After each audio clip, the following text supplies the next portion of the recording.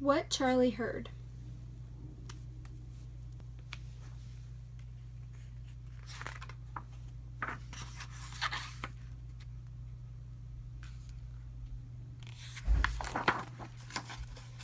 For my parents who filled my childhood with that mysterious, invisible, magical stuff, music.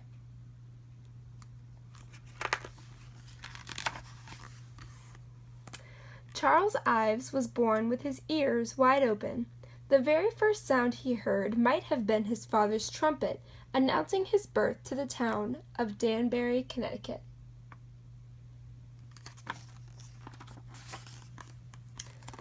Sometimes little Charlie lay in his crib just listening. He heard his mother's long dress as she moved around his room. He heard big clocks and little clocks. He heard wagons and horse hooves. He heard dogs and crickets and the church bell next door.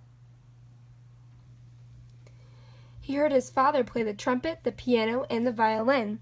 Charlie's father was a music teacher and the leader of the town's brass band. He loved music and sounds and noises of all kinds.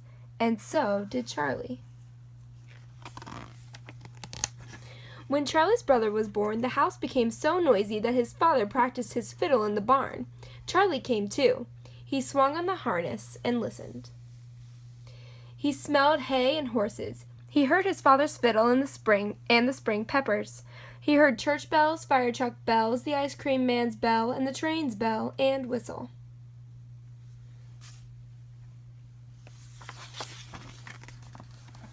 On the 4th of July, Charlie rode a float. He heard fireworks and his father's band with the big bass drum. He heard the applause, sighs, and cheers of the crowd. One day, church bells rang during a thunderstorm. "Listen," said Charlie's father, and dashed out into the downpour. Soaked, he rushed back and struck a cluster of notes on the piano. Thunder rumbled and bells clanged. "That's not quite it," he said to Charlie, and ran again into the rain. Dripping, he returned and tried another chord. "That's closer," he said. "Closer to what, Dad?" Charlie asked. "The sound of bells in the storm. Listen to this." Charlie listened to the piano, and then the bells and the thunder. He tried to make those sounds on the piano, too. It was all noise. It was all music. He tried to make the sound of a big bass drum. "That's good, Charlie," cried his father. And so Charlie began drum lessons with Mr. Schuyler, a fine drummer. He was also the town barber. Soon Charlie was playing drums with his father's all-girl concert band. He learned to play the trumpet and the piano, too. Charlie heard the notes of his father's trumpet drift like dragonflies across the pond at twilight. At tent meetings, he heard people sing hymns. They didn't have beautiful voices, but they made beautiful music.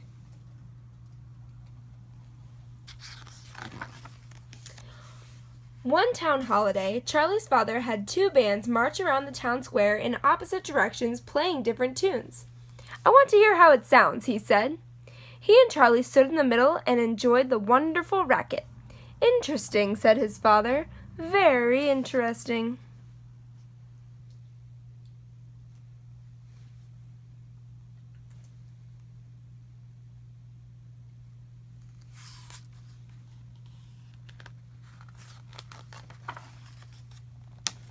In the summer heat, Charlie heard the bat hit a ball he had just pitched. He heard his heart beat as he ran for it. When the ball hit his glove, he heard the cheering crowd. Later, he heard his mother say, "Charlie, be careful of your hands. You have to play the organ in church tomorrow." As the keys rattled softly under his fingers, he heard the organ sigh and sing, trumpet and chorus, as the music of Bach vibrated in the great pipes. His heart sang along as it did to the sound of the bat hitting the horsehide, or to the concussion of rockets and his father's brass band parading and playing on the 4th of July. It was all noise, and music was glorious noise. Charlie began to make up his own music and write it down. He wrote songs, dances, and organ pieces. "That is good music, Charlie," said his father. He wrote marches, fierce, happy ones that his father's band played, sad ones to play for pets that had died. He wrote music all through high school. He heard popular songs and fiddle tunes. Sometimes he and his father went to New York City to hear the symphonies of Beethoven, Brahms, and others. Charlie continued writing music about things he'd heard or seen, or feelings he had. But sometimes it was just to hear how different notes would sound together. He went off to college, studied music, and played football. Early one morning, he heard the telephone ring.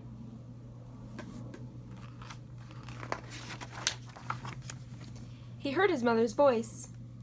"Charlie," she said, "last night, your father died." Charlie heard a great silence.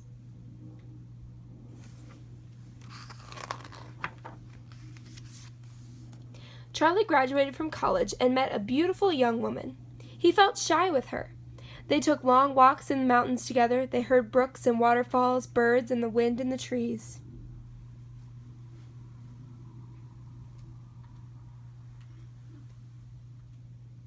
They felt their growing love for each other. They felt their love go out like ripples in a pond, like music into the world. And of course there was a wedding march when they wed. The young woman's name was Harmony.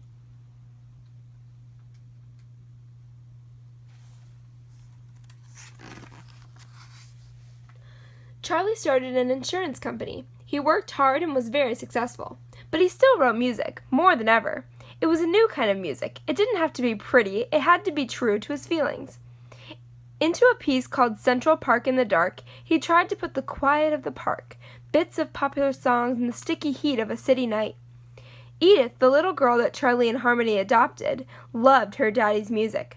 But most people didn't know how to listen to it. Some thought it was a joke. Others just heard noise and got angry.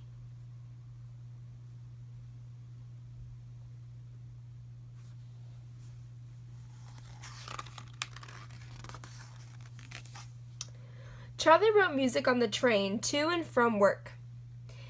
He heard his father's fiddle and the sound of the wheels. He recalled the day the two bands played different tunes at the same time. He wrote a piece about it, full of the sound and joy of that day.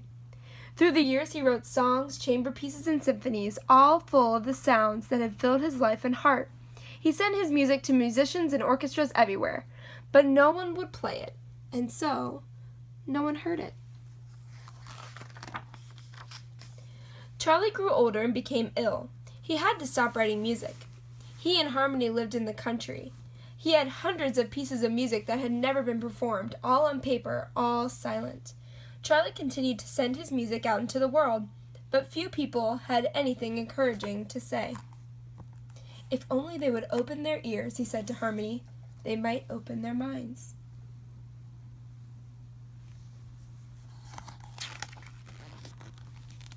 Then, little by little, ears did begin to open. A young pianist performed and recorded some of his music. The Boston Symphony played some of his pieces, and so did a famous violinist. More musicians played his music. More people heard it. "Why, this music is just like Charlie," said people who knew him. His music won a very important prize.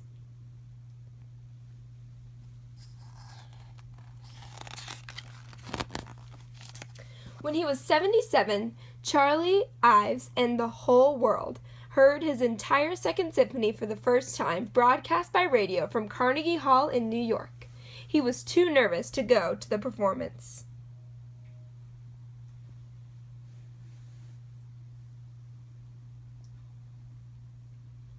"It's not bad," thought Charlie. "I just wish I could get in the whole of creation, fields, mountains, and all into one piece of music. I'd call it the Universe Symphony. Wouldn't that be a glorious noise?" He jotted down ideas for the symphony. He never wrote it, but he heard it in his mind. Maybe, if you open your ears like Charlie, you can hear the beautiful, funny, sad, joyous, amazing music he heard.